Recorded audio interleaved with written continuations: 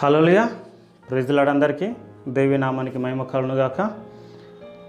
దేవుడు మరొక దినం మనకి ఇచ్చినాడు. ఈ దినము నేను చెప్పబోయే వాక్యం మీతో కొన్ని నిమిషాలు నేను పంచుకుంటా. వాక్యానికి ముందుకు చిన్న ప్రార్థన చేసుకొని వాక్యంలోనికి వెళ్దాం. పరిశుద్ధాత్ముడమైన యేసయ్యానికి స్తోత్రము నా తండ్రి. ఈ దినమును బట్టి నీకు వందనాలు, ఈ సమయం బట్టి నీకు వందనాలు నా తండ్రి. ఇదిగో నాయనా పరిశుద్ధాత్ముడా, వాక్యం అనేది అది రెండంచులు గల ఖడ్గం, అది నీ వాక్యము కాబట్టి నా తండ్రి నువ్వే మాట్లాడి ఇదిగో నా తండ్రి యూట్యూబ్లో ఫేస్బుక్లో వింటున్న ప్రతి ఒక్కరిని ప్రభా నీ ఆధీనంలో తీసుకొని ఈ మాటల ద్వారా నువ్వు బలపరచమని, ధైర్యపరచమని, నువ్వు మహిమను పొందమని బతిలాడుచు. అంతేకాకుండా నా తండ్రి ఏ విషయాలలో నా తండ్రి వారు నిలబడలేకపోతున్నారో, గెలవలేకపోతున్నారో వింటున్న వాక్యము ద్వారా ప్రభా వారు గెలుచున్నట్లు, నిలబడినట్లు నువ్వే ఈ మాటల ద్వారా నిలబెట్టమని, గెలిపించమని, నువ్వు మహిమను పొందమని యేసుక్రీస్తు నామమున అడుగుచున్నాను తండ్రి. ఆమేన్. హల్లెలూయా. Praise the Lord. అందరికీ మరొకసారి చిన్న వాక్యం చూసుకొని స్పీడ్గా త్వరగా కొన్ని నిమిషాల్లో ఆ వాక్యం అర్థం మనం చెప్పుకుందాం. రోమీలకు రాసిన పత్రిక 8వ అధ్యాయం మొదటి వచనం. మళ్ళీ చెప్తున్నాను, రోమీలకు రాసిన పత్రిక 8వ అధ్యాయం, రోమీలకు రాసిన పత్రిక 8వ అధ్యాయం మొదటి వచనం. హల్లెలూయా. ఇక్కడ రాయబడిన మాట, కాబట్టి ఇప్పుడు క్రీస్తు యేసునందున్న వారికి ఏ శిక్ష విధియు లేదు. ఈ ఒక్క మాట మనము కొన్ని నిమిషాలు ధ్యానించుదాం. ఇక్కడ అపోస్తలుడైన పౌలు చెప్తున్నాడు, హల్లెలూయా, క్రీస్తు యేసునందున్న వారికి ఏ శిక్ష విధియు లేదు. అంటే పలాని శిక్ష ఉంటుంది, లేకపోతే ఆ చిన్నది ఉంటుంది, పెద్దది ఉంటుంది, ఇంకేదో ఉంటుంది అనేది కాదు. ఏ శిక్ష విధి అంటే నీకు శిక్షనే లేదు అని వాక్యం ద్వారా దేవుడు మాట్లాడుతున్నాడు. హల్లెలూయా. అంటే క్రీస్తు యేసునందున్న వారికి, జాగ్రత్త మళ్ళీ వినండి, క్రీస్తు యేసునందున్న వారికి, ఆయనతో ఉన్నవారికి ఏ శిక్ష విధియు లేదు. హల్లెలూయా. క్రీస్తుతో ఉన్నవారికి, ఇక్కడ మళ్ళీ చెప్తున్నాను, క్రీస్తుతో ఉన్నవారికి, క్రీస్తుతో లేని వారి కాదు. అంటే నువ్వు దేవునితో ఉంటే, దేవుని కలిగి ఉంటే, దేవుడు నీలో ఉంటే, నువ్వు దేవునితో ఉంటే, ఇద్దరు ఏకమై ఉంటే నీకు ఏ శిక్ష విధియు లేదు. హల్లెలూయా. నీకు ఇంకా శిక్షనే లేదు. హల్లెలూయా. అయితే క్రీస్తు యేసునందు ఉండకుండా, జాగ్రత్త వినండి, క్రీస్తు యేసునందు ఉండకుండా నువ్వు వేరే వారితో ఉంటే నీకు అక్కడ రావాల్సిన శిక్ష వస్తాయి. అందుకే దేవుడు చెప్తున్నాడు ఇక్కడ ఆ మాటల్లో, ఆ ఒక్క వచనములో చాలామంది ఈ మాట ఇంకొక రకంగా తీసుకొని, క్రీస్తు యేసునందున్న వానికి ఏ శిక్ష విధి లేదు కదా. అవును, ఆ దేవుడు చెప్తున్నాడు, వాక్యం ద్వారా దేవుడు మాట్లాడుతున్నాడు, ఏ శిక్ష విధి లేదు. వాక్యం అది చెప్తుంది, నేను కూడా అది చెప్తున్నా, ఏ శిక్ష విధి లేదు. కానీ క్రీస్తు యేసునందు ఉండకుండా నువ్వు వేరే వారితో ఉంటే, అంటే వేరే వారితో ఉంటే, క్రీస్తు యేసునందు ఉండకుండా నువ్వు కళ్ళు కంపల్లో ఉంటే, క్రీస్తు యేసునందు ఉండకుండా నువ్వు వేరే అమ్మాయితో ఉంటే, క్రీస్తు యేసునందు ఉండకుండా నువ్వేదో బార్ షాప్లో ఉంటే, క్రీస్తు యేసునందు ఉండకుండా పాపులతో ఉంటే, దేవుడు పాపులని రక్షించడానికి వచ్చిండు, పాపిని పరిశుద్ధంగా మార్చడానికి వచ్చిండు. పాపులతో ఉండటం వేరు, వారితో ఉండి వారికి దేవుని సువార్త చెప్పి వారిని రక్షించటం వేరు. వారు పాల్గొంటున్న ఆ పాపపు పనులలో నువ్వు పాల్గొంటే ఎందుకు శిక్ష రాదు నీకు? ఇక్కడ అందుకే అందుకే దేవుని మోసం చేయలేము, దేవుని వాక్యాన్ని మోసం చేయలేము. దాన్ని ఉల్టా పల్టా ఏదో ఒక రకంగా అర్థం చేసుకొని మనం పాపము చేయటానికి కానీ పాపంలో పడడానికి కానీ వాక్యము ఎప్పుడు కూడా సపోర్ట్ చేయదు. ఒకవేళ నువ్వు పాపము చేస్తే, అలవాట్ల ఏదైనా పొరపాట్లు జరిగితే, ఎక్కడన్నా అనుకోకుండా నీ తలంపులు నీ ఆలోచనలు ఒకవేళ నువ్వు గెలవలేకపోతే, వాక్యము ప్రార్థన తక్కువై నువ్వు గెలవలేకపోతే, ప్రార్థన సపోర్టు తీసుకోక ఒకవేళ నీకు ప్రార్థన బలం తక్కువై నువ్వు అక్కడ దేవునిలో నిలబడకపోతే, హల్లెలూయా, ఒకవేళ సాతాను నిన్ను శోధించి నిన్ను ఏదో ఒక రకంగా ఇరుకులో పెట్టి ఇబ్బందులు పెట్టి నీకు ఏ సపోర్ట్ లేదు, వాక్యం సపోర్ట్ లేదు, ప్రార్థన సపోర్ట్ లేదు, సేవకుల గుంపులు సపోర్ట్ లేదు, ఏ సపోర్టు లేకుండా నీ సొంతంగా ప్రార్థన చేయలేకపోతున్నావు, సొంతంగా ప్రార్థన వాక్యం చదువుకోలేకపోతున్నావు, నీ సొంతంగా ఉపవాస ప్రార్థన చేయలేకపోతున్నావు, నీ సొంతంగా వాక్యం ధ్యానించలేకపోతున్నావు. అయితే ఆ రకంగా చల్లారిపోయి నువ్వు అనవసరమైన పాపంలో ఎక్కడైనా పడిపోతే, హల్లెలూయా, పాపములో ఏదో ఒక రకంగా సాతాను నిన్ను ఇరుకుల్లో ఇబ్బందులు పెట్టి పాపములో పడేస్తే, ఆ పాపము నుండి నువ్వు మేలుకో తెచ్చుకొని, బుద్ధి తెచ్చుకొని, మేలుకో తెచ్చుకొని, పరిస్థితుల ద్వారా అయ్యో నాకు ఎందుకు ఇట్లా అవుతుందని ఒకవేళ ఆ రకంగా నువ్వు మేలుకో తెచ్చుకొని నువ్వు మళ్ళీ సరి చేసుకొని దేవుని సన్నిధిలోకి వస్తే, దేవుని దగ్గరికి వస్తే, దేవుని యొక్క వాక్యము మళ్ళీ చదువుకుంటే, దేవుని యొక్క వాక్యము నువ్వు మళ్ళీ ధ్యానిస్తుంటే, దేవుని కలిగి దేవుని క్రీస్తు యేసు నందు నువ్వు ఉండి నువ్వు మళ్ళీ నిలబడితే దేవుడు సపోర్ట్ చేస్తాడు, సాయం చేస్తాడు. కానీ హల్లెలూయా, క్రీస్తు యేసు నందున్న వానికి ఏ శిక్ష విధి? పేరుకు మాత్రమే క్రైస్తవుడు, పేరుకు మాత్రమే దేవుని పేరెత్తుతున్నావు, కానీ లోపట మాత్రము పాప స్వభావము, వేషధరణ, లోపట మాత్రము ఇంకా వేరే వాళ్ళతో స్నేహము, పాపులతో అంటే నువ్వు పాపములో పాల్గొనటము, వ్యభిచారంలో పాల్గొనటము, తాగుబోతులతో పాల్గొనటము, దయ్యాలతో పాల్గొనటం ఉంటే నువ్వు క్రీస్తు యేసు నందున్న వానికి ఏ శిక్ష విధి లేదని నువ్వు ఎట్లా అంటావు? నీకు శిక్ష ఎందుకు రాదు? ఇక్కడ వాక్యం స్పష్టంగా చెప్తుంది, క్రీస్తు యేసు నందు నువ్వు ఉంటే నీకు శిక్ష లేదు, సమస్యలు లేవు. ఆ శిక్షను నీకు మేలుగా మారుస్తాడు.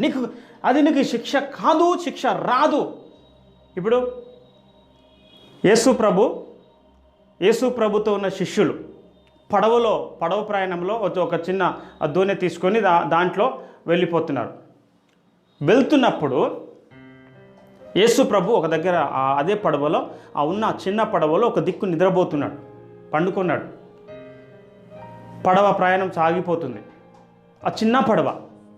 కానీ అక్కడ తుఫాను వచ్చింది, అలలు వచ్చినాయి, గాలి. ఆ పడవ ముందుకు సాగలేకపోతుంది.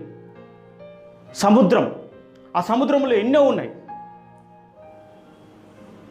దాంట్లో పెద్ద పెద్ద తిమింగలం, ముసల్లి, పెద్ద పెద్ద చేపలు, ఎన్నో రకాలుగా దాంట్లో కూడా ఉంటాయి. కానీ అక్కడ అలలు ఉన్నాయి. మునిగిపోతే అంటే నేనేమంటున్నా, మునిగిపోతే అందరూ చాలామంది చనిపోతారు. కానీ అక్కడ క్రీస్తు యేసు నందున్న వానికి ఏ శిక్ష విధి లేదు అని దేవుడు ఏ రకంగా అయితే వాక్యం ద్వారా మాట్లాడుతున్నాడో, శిష్యులు యేసు ప్రభుతో ఉన్నారు, క్రీస్తు నందు ఉన్నారు, క్రీస్తుతో ఉన్నారు, క్రీస్తు కలిగి ఉన్నారు, క్రీస్తుని వెంబడిస్తున్నారు. వారికి ఏ శిక్ష విధి లేదన్నప్పుడు అలలు వచ్చినాయి, ఏమి చేయలేకపోయింది. తుఫాను వచ్చింది, ఏమి చేయలేకపోయింది. గాలి వచ్చింది, ఏమీ చేయలేకపోయింది. కానీ శిష్యులు అనుకుంటారు, ప్రభా మీ నశించిపోతుంది, లేవు, మమ్మల్ని రక్షించు, నీకు చింత లేదా, నువ్వు ఇట్లా పండుకున్నావు అంటే దేవుడు వీరు ఏమి చేస్తారో వీరి యొక్క విశ్వాసం కూడా పరీక్షించడానికి అక్కడ పండుకొని ఉన్నాడు. హల్లెలూయా. రెండోది, నిన్ను ఏ తుఫాను నిన్ను ఏమి చేయగలుగుతుంది? క్రీస్తు యేసు నందున్న వానికి ఏ శిక్ష విధి లేదన్నప్పుడు తుఫాను ఏమి చేయగలుగుతుంది? దయ్యం నిన్ను ఏమి చేయగలుగుతుంది?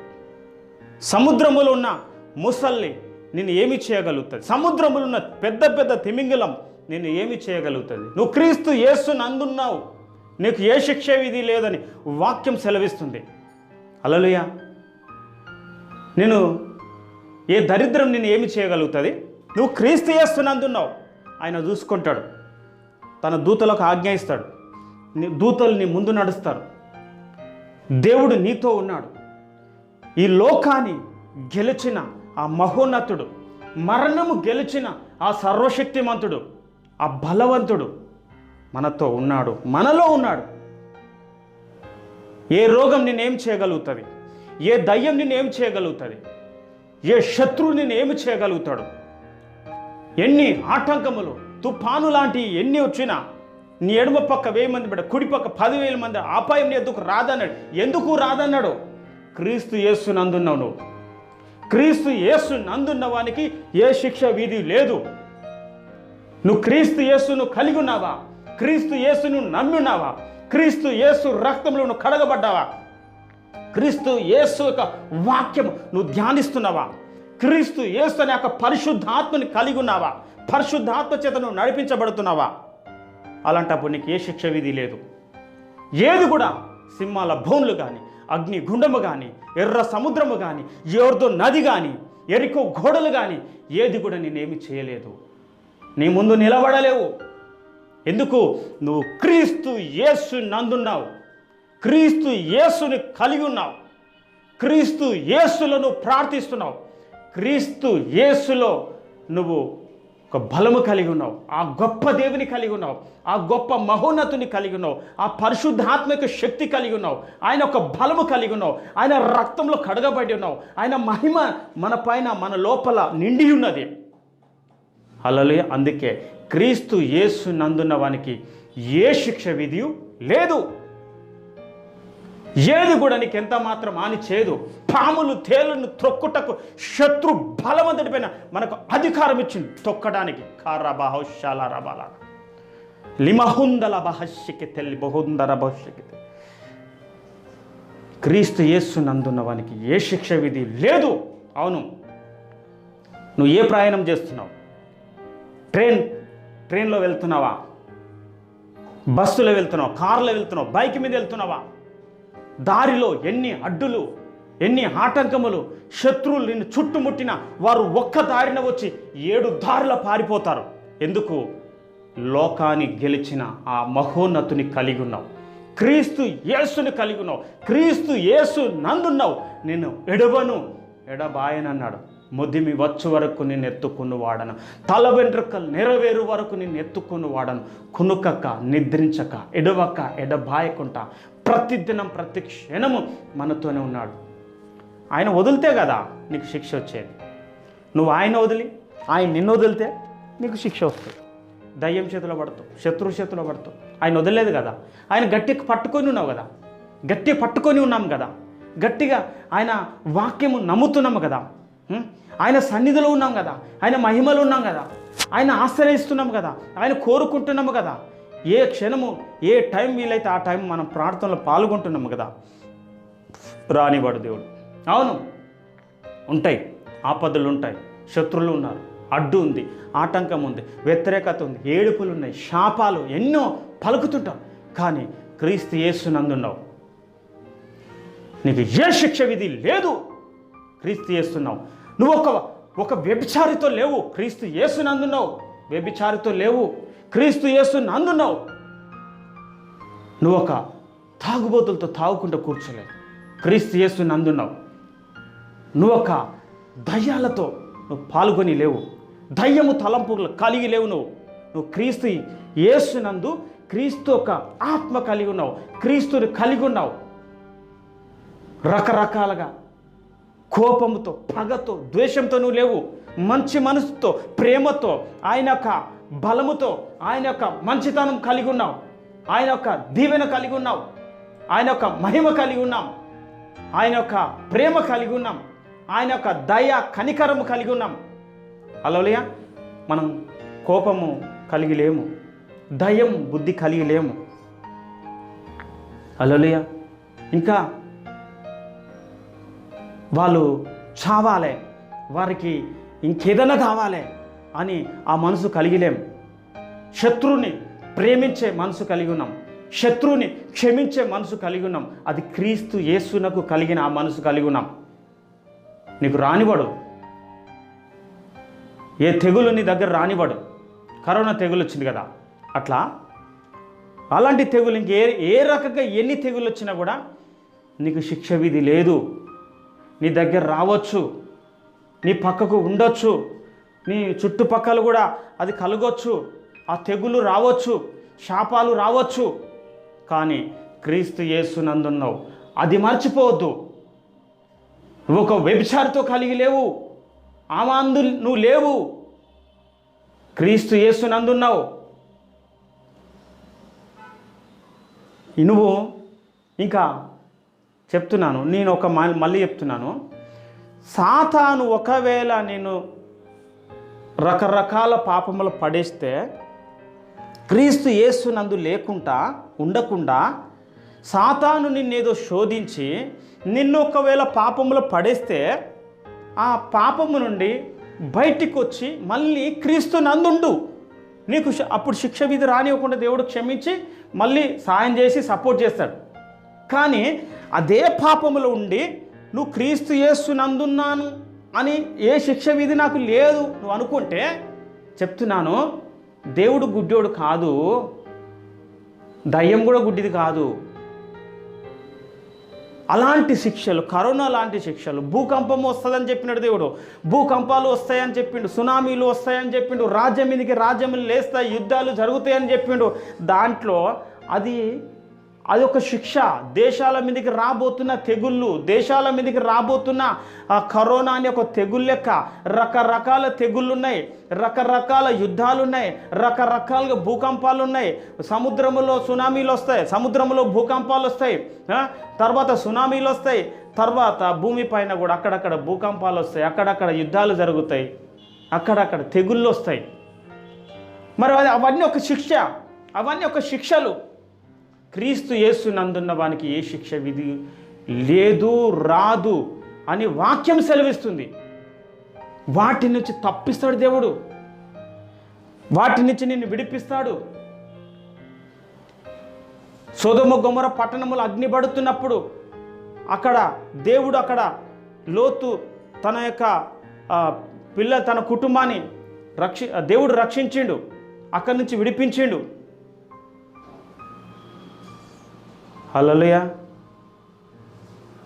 అంటే పట్టణం పైన కూడా రాబోతున్న శిక్షలు ఏమైనా ఉంటే మనం ప్రార్థించాలి, రాకూడదు, దాని ప్రార్థన ద్వారా ఆపాలి, ప్రార్థన ద్వారా ఆపాలి.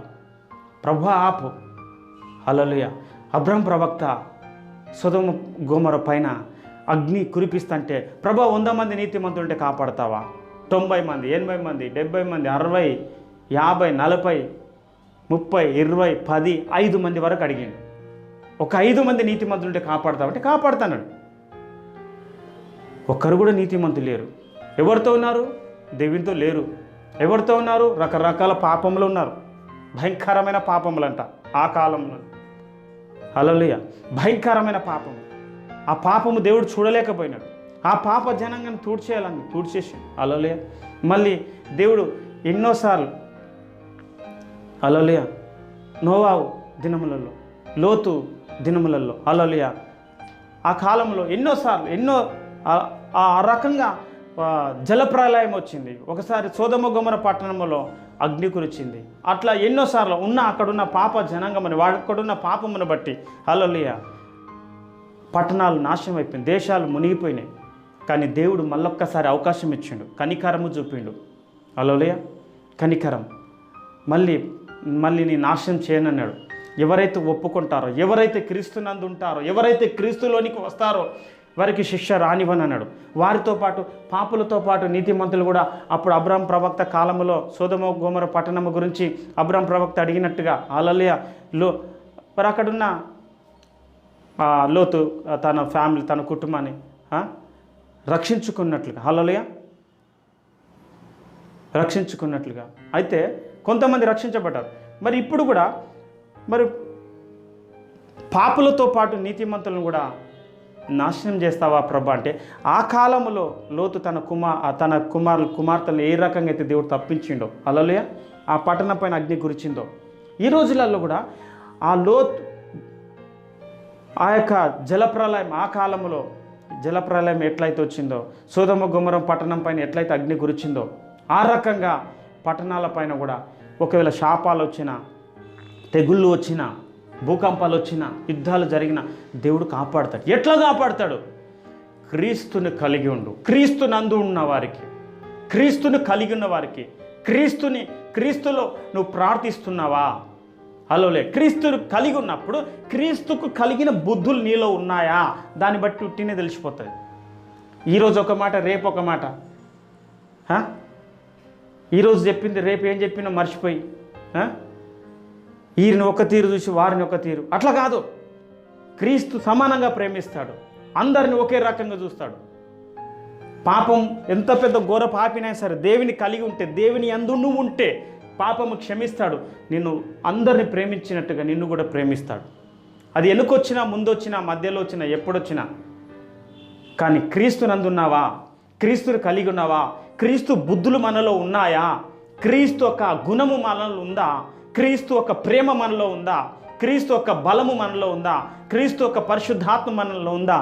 అలోలే, క్రీస్తు యేసునందున్న వానికి ఏ శిక్ష ఇది లేదు. కానీ రానివాడు దేవుడు తప్పిస్తాడు, కాపాడుతాడు. క్రీస్తు చేసినట్లుగా ప్రార్థన మనం చేయగలుగుతున్నామా? ఒకరికి ఒక రకంగా, ఒకరికి ఒక రకంగా, ఒకరిని ఒక రకంగా ప్రేమించి ఇంకొకరు ఒక రకంగా ద్వేషించి, అట్లా కాదు. క్రీస్తులో ప్రేమనే ఉంది, ద్వేషము లేదు, పగ లేదు, కోపం లేదు, ద్వేషం లేదు, అసూయ లేదు, నటన లేదు, వేషధారణ లేదు క్రీస్తులో. ఎందుకు? అవన్నీ దయ్యం బుద్ధులు క్రీస్తులు ఎందుకు ఉంటాయి? నువ్వు క్రీస్తుని కలిగి ఉన్నప్పుడు, క్రీస్తులో ఉన్నప్పుడు, క్రీస్తు యేసుని అందున్నప్పుడు ఆయనలో ఉన్న ఆ గుణ లక్షణాలు, గుణము, మంచితనము, ప్రేమ, సంతోషము, సమాధానము, ఆ యొక్క ఆత్మ ఫలములు, జీవ ఫలములు, పరిశుద్ధాత్మ యొక్క స్నేహము, సహవాసము, ఇవన్నీ మనలో ఉండాలి. క్రీస్తు యేసుని అందున్నప్పుడు ఒక్కొక్కటి సత్యం తెలుసుకొని ఆయన యొక్క ప్రార్థన అనేది, ఆ ప్రార్థన అనేది ఏ రకంగా చేయాలి, ఏ రకంగా ప్రార్థన, ప్రేమించటం, క్షమించటం, వారి గురించి ప్రార్థించటం, వారి దీవెనలు పొందుకోవటం, మేలులు పొందుకోవటం, ఒకరు నాశనం కావాలి, ఒకరు కష్టపడాలి, ఒకరు శాపంలో పడాలి, ఒకరు రోగంలో పడాలి, అలాంటిది కాదు. అదంతా లోకంలో ఉన్నప్పుడు. నువ్వు క్రీస్తులో ఉన్నప్పుడు క్రీస్తు బుద్ధులు మనలో ఉండాలి. క్రీస్తుని ధరించుకున్నప్పుడు క్రీస్తు యేసునకు కలిగిన ఆ మనసు కలిగి ఉండాలి, ఆ ప్రేమ కలిగి ఉండాలి. అది క్రీస్తు యేసుని అందున్న వారికి ఇవన్నీ దేవుడు ఆయన ఇస్తాడు. హల్లెలూయా. అయితే నువ్వు క్రీస్తు యేసుని అందున్నా అని చెప్పుకొని లోకంలో ఉన్న రకరకాల పాపము, నువ్వు క్రీస్తులోనే ఉన్నావు, క్రీస్తు సంఘములోనే ఉన్నావు, క్రీస్తు బైబిలే మన దగ్గర ఉంది, క్రీస్తు బైబిలే మన దగ్గర ఉంది, బైబిల్ ఉంది, క్రీస్తు బైబిల్ ఉంది, క్రీస్తు అనే సంఘంలోనే ఉన్నాం, క్రీస్తు అనే ఆ క్రీస్తులోనే ప్రార్థిస్తున్నాం. హల్లెలూయా. కానీ క్రీస్తు యేసునందున్న వానికి ఏ శిక్ష విధి లేనప్పుడు క్రీస్తు యేసు అనే చర్చిలోనే ఉంటున్నాం, క్రీస్తు యేసు అనే బైబిల్ అనే పట్టుకున్నాం, క్రీస్తు యేసులోనే మనం ప్రార్థిస్తున్నాం. కానీ ఎప్పుడు వరకు, ఎన్ని నిమిషాలు, ఎంతసేపు రహస్యముగా ఎట్లున్నాం? అందరికీ అగుపడతట్టుగా బైబిల్ చేతిలో, అందరికీ అవుపడతట్టుగా చర్చిలో కొద్దిసే ప్రార్థన, అందరికీ అవుపడతట్టుగా చిన్న ప్రార్థన. హల్లెలూయా. ఆ తర్వాత ఎవరితో ఉంటున్నాం? ఆ తర్వాత ఎక్కడ ఉంటున్నాం? క్రీస్తు యేసునందే ఉన్నాము. ఆ తర్వాత కూడా చేతిలో బైబిల్ ఉన్నప్పుడు క్రీస్తు యేసునందున్నాను చెప్పుకొని బైబిల్ పక్కకు పెట్టినప్పుడు ఎక్కడుంటున్నాం? క్రీస్తుతోనే ఉన్నామా? ఛాయ్ హోటల్కి వెళ్ళినా కూడా క్రీస్తుతో ఉండి, క్రీస్తులోనే ఉండి అక్కడ ఉన్నామా? లేకపోతే క్రీస్తు పక్కకు పెట్టి క్రీస్తుకు ఇష్టం లేని పనులు చేసుకుంటున్నామా? హల్లెలూయా. పాపులతో ఉండి, పాపులు రక్షించే ఆ క్రీస్తుతో ఉండి, క్రీస్తుని కలిగి ఉండి, క్రీస్తుతోనే ఉండి, క్రీస్తు నందే ఉండి అక్కడ వెళ్ళి సువార్త చెప్పి పాపులు రక్షిస్తున్నామా? అక్కడున్న పాపంలో పాల్గొంటూ అక్కడున్నామా? ఎక్కడున్నాం? తాగుబోతులు కూడా రక్షించాలి, కానీ క్రీస్తు యేసుని అందుండి అక్కడికి వెళ్ళి వాళ్ళని రక్షించుకోవాలి. కానీ క్రీస్తు యేసుని అందున్నా అని చెప్పుకొని వారితో ఉండి రకరకాలుగా పాపములు అంటే ఎన్నో ఉన్నాయి. మర్డర్లు, మానభంగాలు, ఎన్నో పాపాలు ఉన్నాయి. ఏ పాపంలో ఉన్నాం మనం? క్రీస్తు యేసునందున్నామా? వేరే పాపంలో ఉన్నామా? క్రీస్తు యేసునందున్నామా? వేరే ఇంకో పాపంలో ఉన్నాం. క్రీస్తు యేసునందున్నామా ఇంకా వేరే రకరకాల పాపాలు అన్నా కదా, అవన్నీ పేర్లు మనకు అవసరం లేదు. పాపం అంటే పాపం అనే ఏదేదైతే పాపములు ఉన్నాయో అవన్నీ ఒక పాపమే. హల్లెలూయా. ఎక్కడున్నాం మనం? క్రీస్తు యేసునందు ఉన్నప్పుడు ప్రేమ, సంతోషం, సమాధానం, దయలత్వం, మంచితనం, విశ్వాసం, ఆశనిగ్రహం, సాత్వికం, హల్లెలూయా, ఇట్లా ఆత్మఫలములు, జీవఫలములు, వాక్యములు, ప్రార్థనలో ఎడతెగకుండా ఎప్పుడంటే అప్పుడు, ఏ రాత్రి అంటే అప్పుడు, హల్లెలూయా, ఇంకా స్నేహితుల దగ్గర కానీ, బంధువుల దగ్గర కానీ, లేకపోతే చాటుకున్నా కానీ, అందరు మధ్యలో ఉన్నా కానీ, ఎప్పుడైనా ఒకటే తీరు ప్రార్థన. ఇక దాంట్లో రెండోది రావద్దు, సాతాను తలంపులు రావద్దు, దయ్యాల తలంపులు రావద్దు, కోపాలు, పగాలు, ద్వేషాలు, అసూయ, వేషధరణ ఇవన్నీ రాకూడదు. గమనిస్తారు, పబ్లిక్ గమనిస్తారు. చిన్న వాటికి ఎత్తి చూపిస్తారు. పిల్లలు కూడా చెప్తారు. పిల్లలు కూడాను నువ్వు పలానా రోజు అట్లా మాట్లాడలేదా, పలానా రోజు ఇదన్నా నేను మర్చిపోయినా అని పిల్లల దగ్గర కూడా సిగ్గుపోతట్టుగా మనం పెట్టుకోకూడదు. అలాంటి హల్లెలూయా ఏదైనా ఉంటే అవును నేను కూడా మనిషినే, చిన్న పొరపాట్లు జరుగుతాయి కానీ వారి దగ్గర క్షమాపణ, దేవుని దగ్గర క్షమాపణ పొందుకొని దేవునిలో సరిగా నడుచుకుంటూ పోవాలి. హల్లెలూయా. వెనుకున్నవి మరిచి ముందున్న వాటి కొరకు వేగిల పడుతూ దేవుని కొరకు ముందుకు సాగుతూ సువార్త పనిలో ఇక్కడ కూర్చున్న ఛాయ్ తాగుతున్న దగ్గర, బంధువుల దగ్గర, స్నేహితుల దగ్గర దేవుని గురించి ఆయన సాక్ష్యం చెబుతూ, ఆయన వాక్యం గురించి, ఆయన గొప్పతనం గురించి, ఆయన రక్తము గురించి, ఆయన పొందిన గాయముల గురించి, చనిపోయి తిరిగి లేచిన పునరుత్థానం గురించి అవి చెప్పుకుంటా బోధించుకుంటే వెనుక సైడు పక్కల ముందు వెనకాల ఎంతమంది ఎన్ననుకున్నా మనం దేవుడు పిలిచిన పిలుపులో ఆయన చేసిన వాగ్దానంలో ఇచ్చిన కృపవరాలలో మనం ఆగకుండా మేలుకో కలిగి మనం ప్రార్థిస్తూ దేవుని పనిలో సాగిపోతే నువ్వు క్రీస్తు యేసునందున్నావు. క్రీస్తు యేసునందున్నప్పుడు ఆయనకు తెలియదా? కాపాడుకునేది ఆయనకు తెలియదా? రక్షించుకునేది ఆయనకు తెలియదా? ఎన్ని రకాలుగా నష్టం కలగాలి, అది కలగాలి, ఇది కలగాల అని అనుకున్నా ఆయన కాపాడుకుంటాడు. ఆయనకు తెలుసు. ఆయన అందున్నాం, క్రీస్తు యేసుని అందున్నాం, క్రీస్తు యేసుని కలిగి ఉన్నాం, క్రీస్తు యేసుని వెంబడిస్తున్నాం. హల్లెలూయా. ప్రజలకు తప్పకుండా అవుపడుతుంది, ఫలములు అవుపడతాయి. నేను నా యొక్క నటన ఉందనుకో, నా యొక్క వేషధారణ ఉందనుకో, నా యొక్క మోసపూరితమైన బుద్ధి, ఆ పనికిరాని ఏమైనా ఉన్నాయనుకో, తప్పకుండా రోజు బయటపడుతుంది. ఒకరోజు కాదు, అప్పుడప్పుడు పడుతూనే ఉంటాయి. అడుగడుగున అడ్డుంటుంది, అడుగడుగున ఆటంకం ఉంటుంది. గెలవలేము, నిలబడలేము, ఓడిపోతాం. మనసులో, తలంపులలో, చుట్టుపక్కల ఏదో ఒకటి పొడగొట్టుకున్నట్టుగా భయము, సమాధానం లేకుండా, సంతోషం లేకుండా, ఎప్పుడొక చిక్కు, ఇరుకు. ఎందుకు? క్రీస్తు యేసునందు లేము మనము. క్రీస్తు యేసునందు ఉంటే ఆయన్ని చూసుకుంటాడు. ఏ శిక్ష విధి నీకు లేదు. ఎందుకు? ఆయన శిక్ష తీసుకున్నాడు. మన శిక్ష, మన పాపమనే శిక్ష, మన శాపమనే శిక్ష, నిత్య నరక శిక్ష అనేది, అది మరణమనే శిక్ష, రోగమనే శిక్ష, దరిద్రమనే శిక్ష, అన్ని రకముల శిక్షలు ఆయన తీసుకున్నాక అంటే మనం ఫ్రీగా ఏమీ లేకుండా దేవుడు నిమ్మలంగా, సమాధానంతో, సంతోషంతో, ప్రేమతో, సమృద్ధిలో, అభివృద్ధిలో, ఐశ్వర్యములో, బలములో ఆయన నిలబెట్టినాడు. శిక్షలన్నీ తీసుకున్నాడు. ఆయన దగ్గరున్న అధికారం, అభిషేకం ఏవైతుందో అది మనకిచ్చాడు. శిక్ష మాత్రమే కాదు, గెలవటానికి, బ్రతకడానికి, ఇంకా దేవుని కొరకు నిలబడడానికి దేవుడు శక్తినిచ్చిండు, బలం ఇచ్చిండు, అధికారం ఇచ్చిండు, అభిషేకం ఇచ్చిండు. మళ్ళొక్కసారి నేను గుర్తు చేస్తున్నాను, క్రీస్తు యేసునందున్న వానికి ఏ శిక్ష విధి లేదు.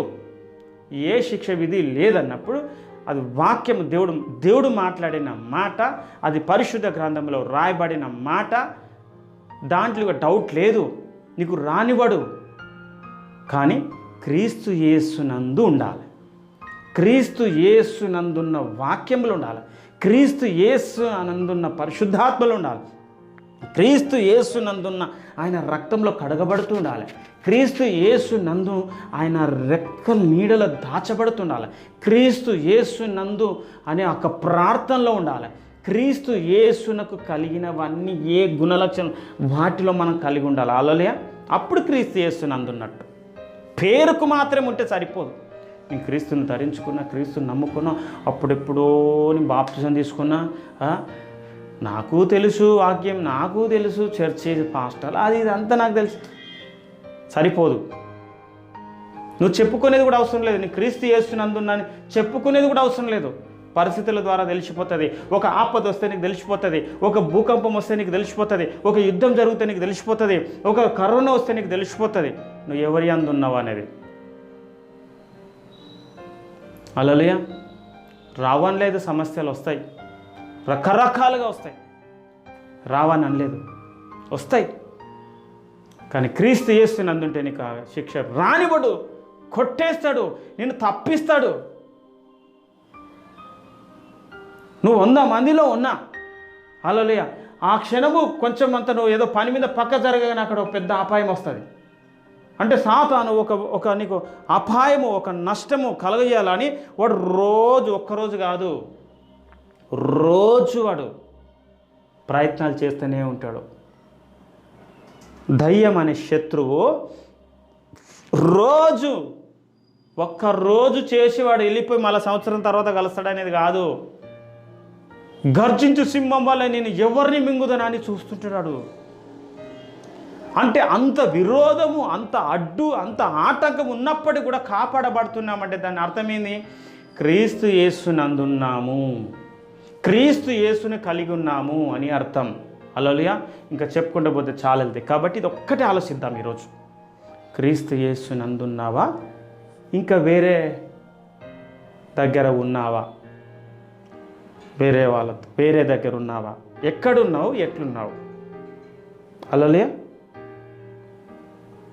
క్రీస్తు యేసునందుంటే హల్లెలూయా, దేవుడు, దేవుని దూతలు, పరిశుద్ధాత్మిక శక్తి, ఆయన మహిమ, ఆయన కంచ, ఆయన కాపుదల, ఆయన కన్నుదృష్టి, హల్లెలూయా, ఆయన కృప, ఆయన కనికరము, ఆయన దీవెనలు, ఆయన సంతోషము, సమాధానము అన్నీ కలిగి ఉంటాం. హల్లెలూయా. ఈ ఒక్క మాట ఆలోచించండి. క్రీస్తు యేసునందున్నామా? ఇంకెక్కడన్నా ఉన్నామా? క్రీస్తు యేసునందున్నా అని చెప్పుకొని ఇంకెక్కడన్నా ఇక నేను ఇంకా మళ్ళీ అదే మాటలను వివరించలేను. ఇది ఒక్క మాట ఆలోచించండి. ఈ కొద్ది మాటలు దేవుడు దీవించిన గాక. ప్రార్థన చేసుకుందాం. పరిశుద్ధాత్ముడైన యేసయ్య నీకు స్తోత్రం నా తండ్రి. అయ్యా, క్రీస్తు యేసునందున్న వానికి ఏ శిక్ష విధి అని లేదని నీ వాక్యం సెలవిస్తున్నట్టుగా నా తండ్రి, నీ అందుండాలి ప్రభువా. అన్నీ నువ్వు చూసుకుంటావు. ఇరుకులు, ఇబ్బందులు, సమస్యలు, ఆ శిక్షలు ఏవైతున్నాయో అవన్నీ యేసు నామమున నువ్వు తీసుకున్నావు, వాటిని కొట్టేసినావు, వాటిని విడిపించినావు, నీలో ముద్రించుకున్నావు. నాయన నీకు వందనాలు. మహిమంతా నీకే. మమ్మల్ని ఇప్పటి వరకు కూడా ప్రతి విషయంలో, ప్రతి చోట, ప్రతినిత్యం కొనుక నిద్రించక ఎడబాయకుండా కాపాడినందుకు, రక్షించినందుకు, దీవించినందుకు, ప్రతి రోగం నుండి, శాపం నుండి, పాపం నుండి, దరిద్రం నుంచి విడిపించినందుకు నీకు వేలాది వందల స్తోత్రాలు చెల్లిస్తూ నాజరుడైన యేసుక్రీస్తు నామమున అడుగుచున్నాను తండ్రి. ఆమేన్. ప్రైజ్ లార్డ్ అండి. అందరికి ప్రైజ్ లార్డ్. దేవుడు మిమ్మల్ని దీవించును గాక. మళ్ళీ వారం కలుద్దాం. ఆమేన్.